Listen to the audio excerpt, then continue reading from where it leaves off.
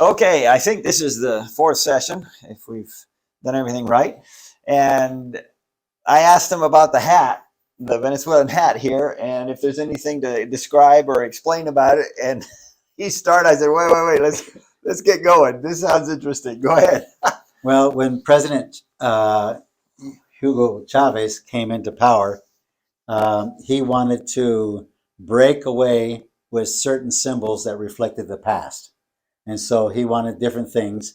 One of the things he did was add an extra star, which represented the state, because Venezuela is divided up into states. The state where we understood, and I can be corrected about this, but where his girlfriend was. And so this. So were there 7 before? There were 7 before. What did they stand for? The original states. Oh, 7 states. Yes, oh, okay. original 7 states of the country. Okay. And so, but because of the influence of his girlfriend, he added an extra star for that state, which was our state, the state of Bolivar. Oh, really? Yeah. Oh, okay. And then he changed the direction of the horse. The horse had his head more, I don't know if that helps, to the side, as in power and his dignity and authority, to a horse just going forward, because the comment was made by his daughter, what horse runs like that? Horse runs with their heads forward. And so he changed that too. Okay, so that we're talking about the official emblem. What is it? A school out? Yeah. What do you say? That shield, emblem? Shield. Yeah. The official national shield. Right. Okay, so there's a change on the horse. Okay. And anything else? Well, not that I know of, okay. but those were the 2 major ones that caused a little bit of concern of things being changed. And so I have a newer one with 8 instead of an older one with 7. So that would date you if you have a hat on. Yes. 7, right? Unless you kept it. Yeah, right. And not used it. And that was given to me when I left Venezuela. Okay. Okay. And this one, of course, is Spain. Spain. Yeah. You like baseball caps? Not really. Okay. I use them when there's a lot of sun and I'm going for a walk. But I don't usually wear these 2. This one I have worn more. I think there's a little bit of a sweatband on it, Mark. Okay, well, good. Then we had more or less planned on leaving Venezuela then with last session. We talked a little bit about the hats, but now let's walk us through a little bit the transition. You know, you were in Venezuela for 25 or up to 29 years in a certain sense. And what are you doing in Spain? Well, it's interesting how the Lord led us here. After our first term in Venezuela, Pam's hometown newspaper did an article on us, more because of Pam than because of me. And they interviewed us. We were in the religious page of the section of the newspaper. Pam was there with her Sunday school class, the kids on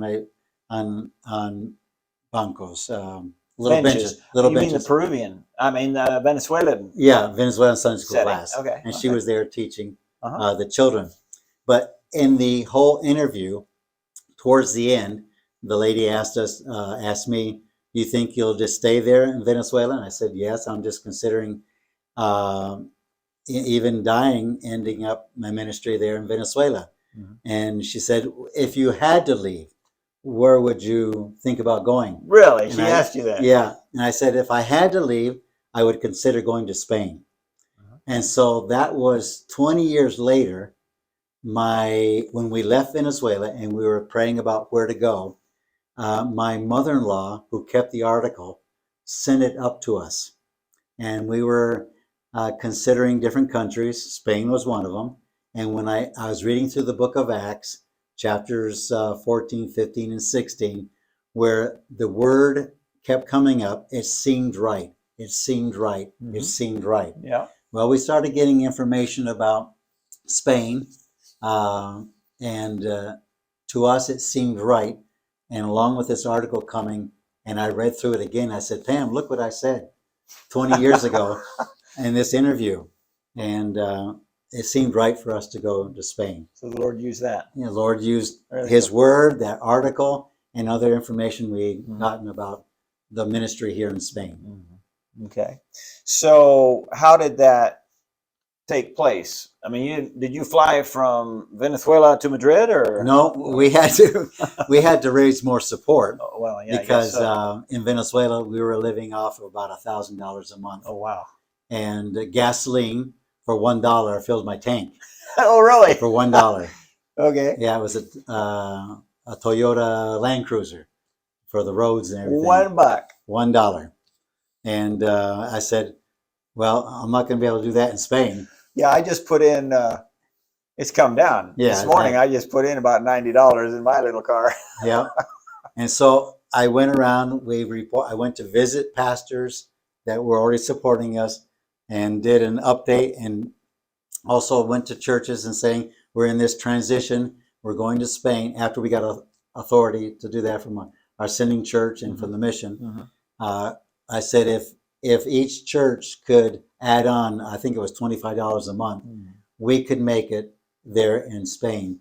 So I said, at my age, I don't want to spend another 3 or 4 years raising Yeah. support. Traveling, yeah. If you can do this, I can get there quicker. Mhm. And so a lot of churches jumped on that. Well, you had the rapport and the credibility of all your years in ministry. That had to be worth something. Well, the Lord used Definitely, it, yeah. and we were able to. We left in Venezuela in December, change of field, reporting, and we arrived here the next year in November. So about 11 months later. Right. Okay. Okay. And where did you? When How we did you know where you were going to go? Or in Okay, a Spain? senior missionary, Kent Albright, Okay. took us in, and we got to understand the differences. A senior missionary younger than you. Yes, senior missionary of Spain, Yeah. Yeah. of knowing, and his wife being a Spaniard too, Sure. was a big help. And getting to our ears accustomed to the differences in the way of saying the same word, Absolutely. and then different words for the words we used, and the words that aren't bad here were bad words in Venezuela, and getting the courage enough to say those words Yeah. without thinking I'm saying a bad word because that's bad in Venezuela. Oh, that's nuts. Yeah, and so we were there 2 And years. culture shock or culture Yeah. adaptation of a different kind. Exactly. And then Pam was out with a group of ladies after a concert. They went to see some children do a concert That's here. in excuse me, Valencia?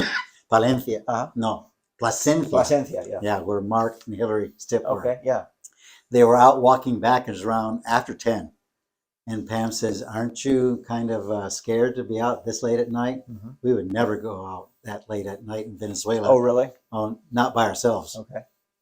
As sun goes down, we go in, Go in. unless we're going to church and coming back in the car, Yeah. and having the clicker. The gate opens up, we go in, and the Oh, gate interesting. closes. So, and then when something That's happened to different. my car, I couldn't remember where. Excuse me. I put the not garbage bags, the grocery bags. Uh-huh. I said, someone's robbed our grocery bags, because that's the first thing that came to my mind of being in Venezuela. Really? The insecurity. Yeah. And so they were just misplaced somewhere else. Yeah, sure. But the first thing that came to my mind was That we were robbed. Somebody robbed. That's interesting because we have two twins from Mexico now in our ministry now, Juan's nieces, and they, in our town, they can go out at 8 or 9 at night and just walk around. And I asked them the other day, I said, "What do you think of that?" Because from where they are, they don't even hardly go out during the day, in some cases. Right. And they were just flabbergasted that you could just, in our town, just go out for a walk and anywhere. It's very, very safe. Right. And that's a big difference for sure. I understood and was all right with the indirectness in Venezuela. Mhm. Pam didn't like it. Yeah. She likes the directness here in Spain. Yeah. That People speak their mind yes. very clearly. Yeah. That's true. And another aspect of at least the Venezuelans, is that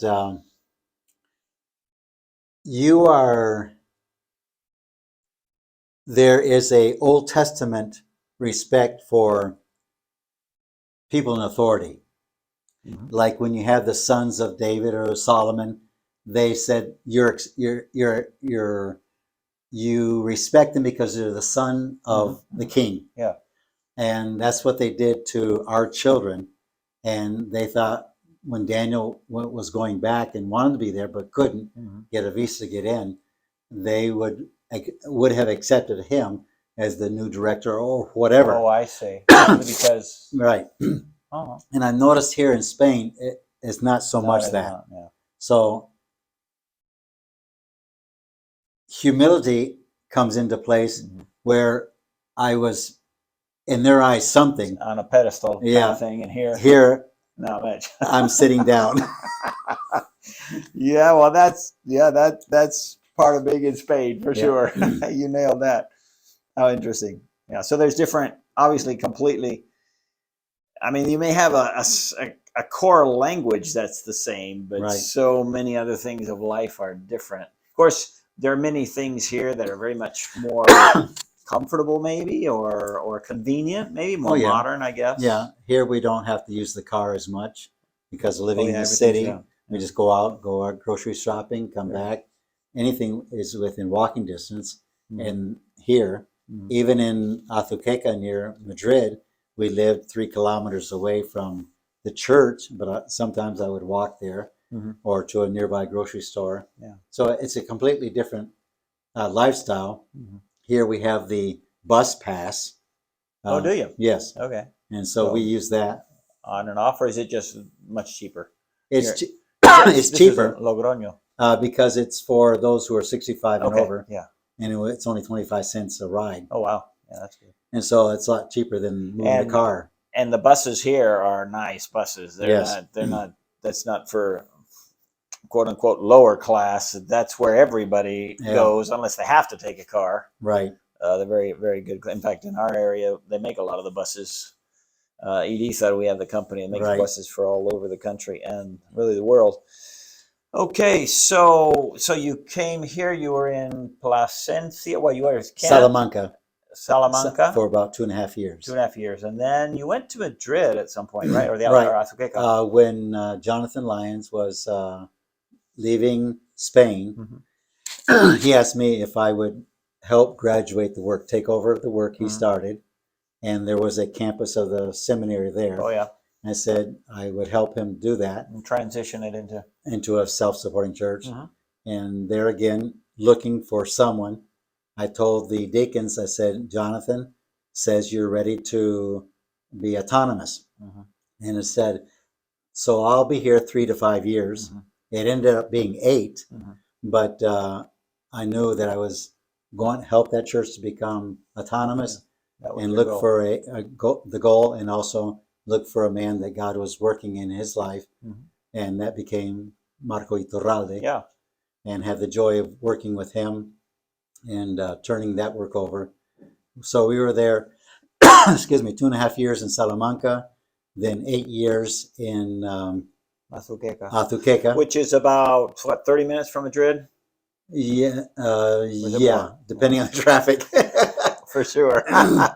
Depending on traffic, it can be up to an hour. Oh, really? Yeah. Yeah. I go to Madrid about once a year, and I have more traffic on that one time in Madrid than the entire cumulative year at our place. But yeah, the traffic can be nasty.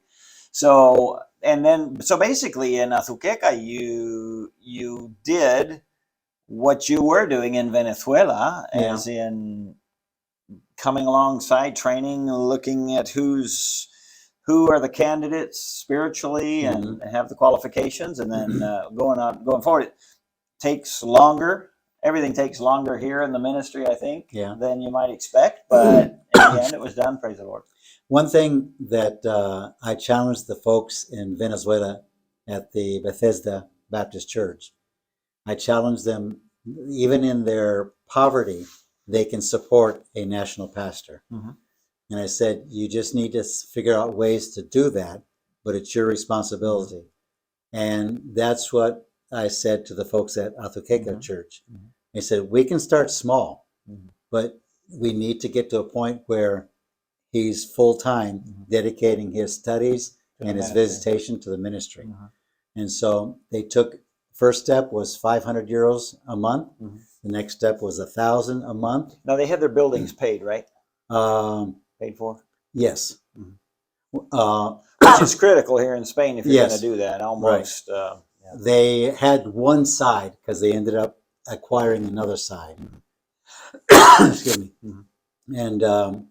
And then the final year, which was the year before I left, they moved it up to 1,500 Mhm. plus the Social Social Security. Security payment. Yeah. Okay. One jump back into Venezuela again. Keep going back into that. What do you remember of your last service there, or how was your goodbye? How did that happen? Um, it was since I had been in a couple of other works, they invited me back for a last message and a meal and saying goodbye to that work. Wow. And so we were in So, 2 or 3. so it was like a month-long Yeah. thing almost. It was difficult because we sold everything. Hmm. The house we owned, we sold. Hmm.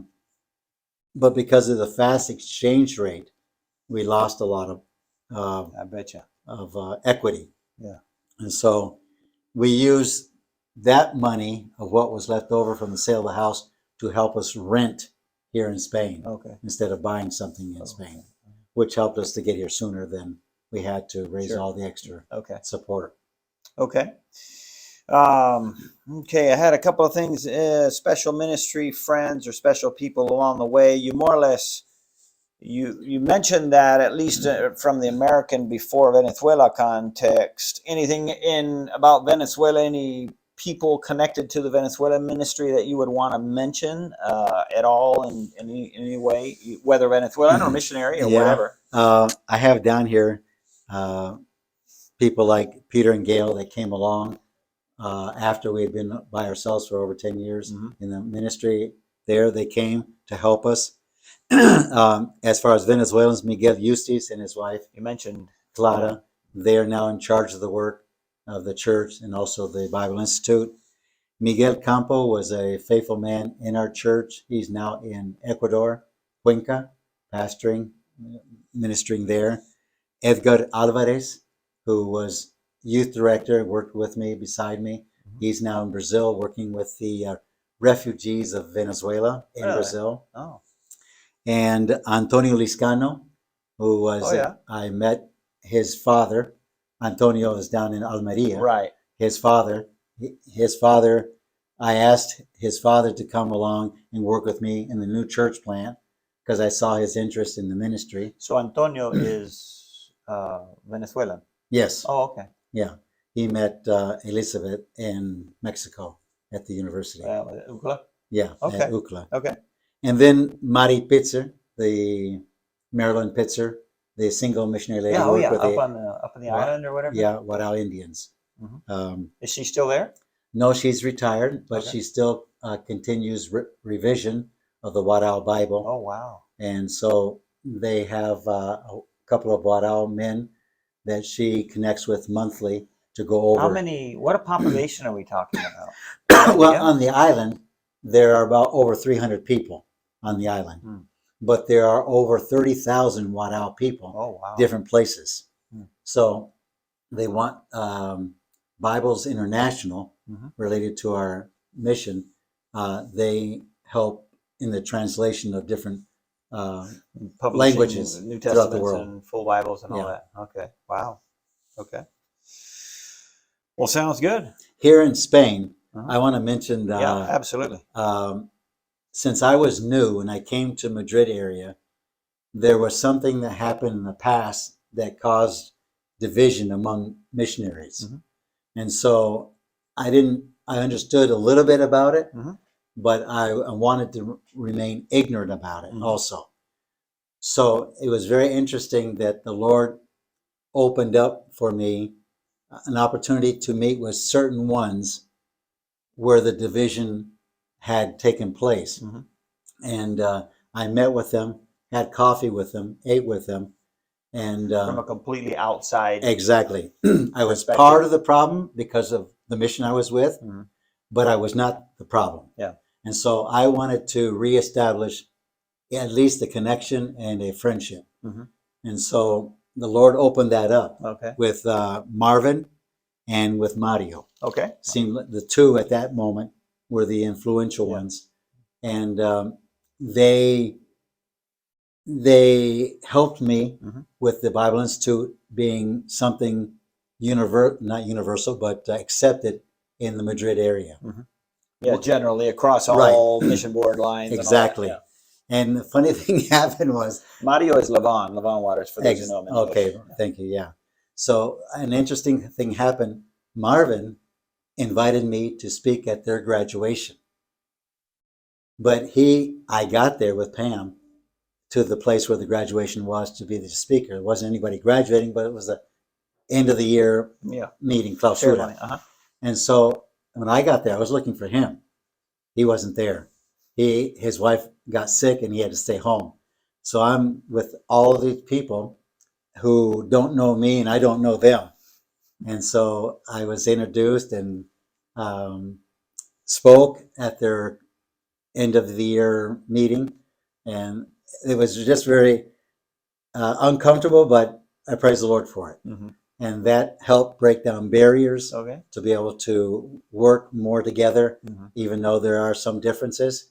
That's not the big thing. Mm-hmm. The big thing is we believe We're on the same side. same side, Yeah. and we need to work together. Yeah. Good. Okay, I have here just two more things, really. One is any life lessons from the years of the ministry that you haven't already mentioned. Anything? What would you say that you have learned? Now, what has it been? 29, 30? It's not like over 40 years of ministry, right? With the mission, we've been 45 years. 45. Wow. Yeah. Okay. Mm-hmm. Yes, I wrote down, we are not our own. We've been bought with a price. As God has invested in me, salvation, gifts, and other things, I believe that I should and we should do the same to others, invest in others. Mm-hmm. And so my time is not my own. My money is not mine. Mm-hmm. The money I have is not mine. Mm-hmm. Anything of experience or knowledge that the Lord has given me through studies is not mine. It's to be shared. It's to be shared. Mm-hmm. And to help others, because we're just passing the testigo. Batuta, yeah. Yeah, the baton. Baton, yes. There you go. The baton. All right. And So that's good for everybody. That's not just for missionaries or Exactly. whatever. It's everything we have has been given to us. Yeah. And always, not always, but as much as possible, look for someone who can do a job better than you. Very good. Yeah. Because they're the ones that are going to take over, and we should be stepping up in quality and in effectiveness. Mm-hmm. Mm-hmm. So that's what I've based ministry on. So in a sense, I tell our people back in our ministry, I always say, or I often say, I'm always watching. Not to cut down and criticize or whatever, but I'm always looking for who shows the right qualities for further growth, further responsibilities, et cetera, et cetera. We're never, on pause. Exactly. In every activity, service, meal together, always watching for the little details and looking for people to invest in. Yeah, absolutely. Well, good, great. Favorite verse or something to share? Philippians 1:21, the verse says, "For me to live is Christ, and to die is gain." So the first two words, "for me," is something I believe Paul mentioned it. He did mention it, but I believe it's for me. Mm-hmm. For me, it has to be a personal decision. This is what I want to do. This is what I'm aiming at. For me to live, what is my livelihood made up of? Why am I here? Why do I exist? Why am I still breathing and eating? For me to live is Christ. The verb is not there. It's understood. Christ is our life. Mm-hmm. And to die, one day we'll have to die. Mm-hmm. unless the Lord comes back soon. We will die. We're sinners, for the wages of sin is death. And to die is gain. Gain is, I looked it up again. It has to do with profit, and it has to do with lucrative. In Titus 1:11, it talks about not lucrative gain or lucrative money, but that's the same word. To die is lucrative. It's profitable, advantageous. There you go. Is the word. And so one day, rest will come. One day, as in Ian Romaine's case, his carrera, his race, was 8 years. Others, their races... It seems cut short from our perspective, Exactly. but it wasn't really. No, it was in God's design, that everyone has a race to run. And that race should be for why we're saved, and it will continue on until the Lord comes back. And so for me to live is Christ, and to die is gain. Great verse. Good. Okay, and I jotted something down here in just last few minutes, and we can end with this. Prayer request, something you would specifically say, hey, when you think of us, pray about this, or? Well, yes. Pray for wisdom and strength, and the Lord's help to not, how do I want to say this, not get in the way. We're here to help. 2 other young families have started the work. They asked us if we would come up and help. Oh, that's right, because we have mentioned that. You were in Salamanca 2.5 years, 8 years, was it? In Azuqueca. In Azuqueca, and then you came up here to Logroño, which we said at the very beginning is just, what are we, 2 hours from Madrid? 3. 3 hours from Madrid, northeast a little bit. And you've been here? Be 2 years this May. Okay. Yeah, this coming May. And you're helping. Right. With the ministry here, and your daughter is here. You want to give a little bit of that, and then. Okay. My son-in-law, Caleb, and our daughter, Sarah, they have 2 children. They're here, so we are helping out a lot with, especially Pam, more than me, but with taking care of grandchildren and helping to free up some time for other ministry aspects for Caleb and Sarah. We came up to help without knowing the future, what would happen with the Ian Romaine, but the Lord knew that. And so we're here on an extension of up to 5 years before we have to retire, mission policy. And then as long as the Lord gives health and strength to be able to stay on longer. Investing in people, just the same as you've done all along, right? Yep. We're praying that the Lord will give us wisdom in all that work. Okay.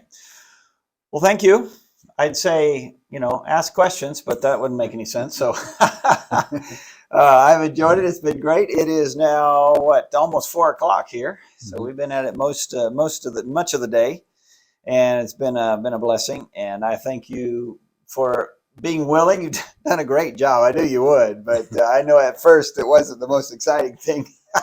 Your outline helped a lot. Okay. Well, good. And so we'll go forward with this, and in the next few weeks or so, I'll put these together and maybe get from y'all some pictures and maybe some stuff online to be able to add a little bit of color and perspective and just images to some of the things you've mentioned, places you've mentioned, and some of those things. So thank you very much. God bless you, and thanks for being a good friend. You are a real good friend, and I thank God for you. I appreciate the ministry that you're all doing up there. I enjoy it very much. Well, we're all privileged by God, aren't we? He's Amen. been giving us much. Okay, Thank you very much for listening.